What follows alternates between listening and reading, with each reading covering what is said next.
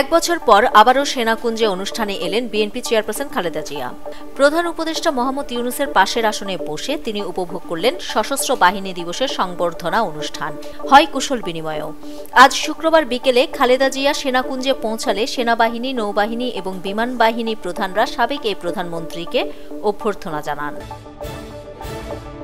দেশে ভয়াবহ ভূমিকম্পে ঢাকাসহ ৩ জেলায় ৫ জন মারা গেছে, আহত হয়েছে কয়েকশো। শক্তিশালী এই ভূমিকম্পের মাত্রা ছিল ৫.৭। আবহাওয়া অধিদপ্তর জানিয়েছে এর উৎপত্তিস্থল ছিল নরসিংদীর মাধবদী।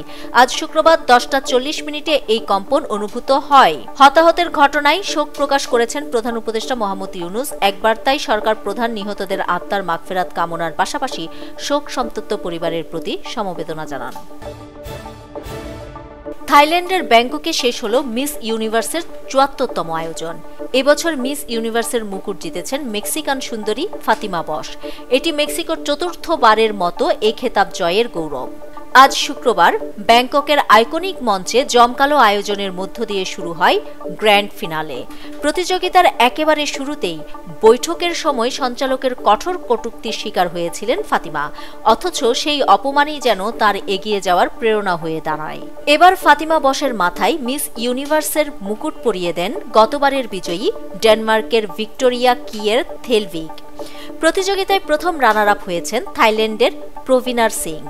এছাড়া ভেনেজুয়েলার স্টেফানি আবাসালি, ফিলিপাইনের আহাতিসা মানালো এবং আইভরি কোস্টের অলিভিয়া ইয়াসে শীর্ষ ৫-এ জায়গা করে নিয়েছেন। এই প্রতিযোগিতায় বাংলাদেশের প্রতিযোগী তানজিয়া জামান মিথিলা ১২২ দেশের প্রতিযোগীদের সঙ্গে প্রতিদ্বন্দ্বিতা করে জায়গা করে নেন সেরা ৩০-এ। বাংলাদেশ প্রথমবারের মতো মিস ইউনিভার্সে প্লেসমেন্ট পাওয়ায় একটি ঐতিহাসিক অর্জন হিসেবে বিবেচিত হচ্ছে মিথিলার এই অর্জন।